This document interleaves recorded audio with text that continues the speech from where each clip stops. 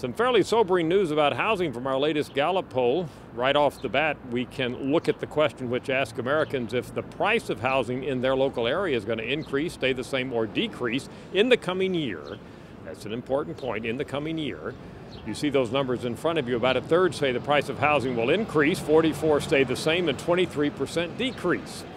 One way of looking at this is to say that only a third of Americans say that the price of housing is going to go up within the next year. Now that's not out of line with what we found over the last several years. In fact, it's up a little from last year and the year before, but we do have some data from the Gallup Experian Financial Index surveys going back earlier last decade before the housing crisis hit the United States. And look at the numbers there. We had at one point 60% and then 70% of Americans in 05 and 06 saying that the price of housing would go up in the next year in their area. So that kind of shows where it has been.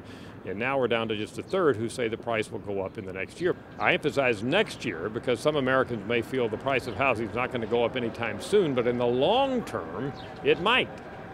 With that in mind, let's look at another question where we ask homeowners whether their house is now worth more than they paid for it. Well, 53% of Americans say it is, a little over half. You might think that's good, but when we go back just a few years ago to 2008, we had 80% of Americans who said that the price of their house, these are homeowners, was higher than when they had paid for it.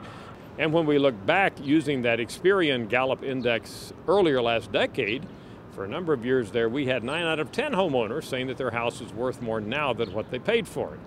The fact that we're down to just over half now saying the value has increased shows that Americans are clearly cognizant of the fact that their housing values are certainly, at least for some Americans, not what they paid for it. By the way, a final statistic, how many Americans would you say own their house? These are 18 plus adults rather than renting. Well, if you said 62%, you're right on. However, that 62% is actually as low as we have measured it. We've been asking this question off and on going back to 2001. And at times we had over 70% who said they own their house, but now we're down to 62, suggestive of the fact that a lot of Americans are, as they say, sitting on the sidelines, renting, thinking that now may not be the best time to buy. I'm Dr. Frank Newport, Gallup Editor-in-Chief.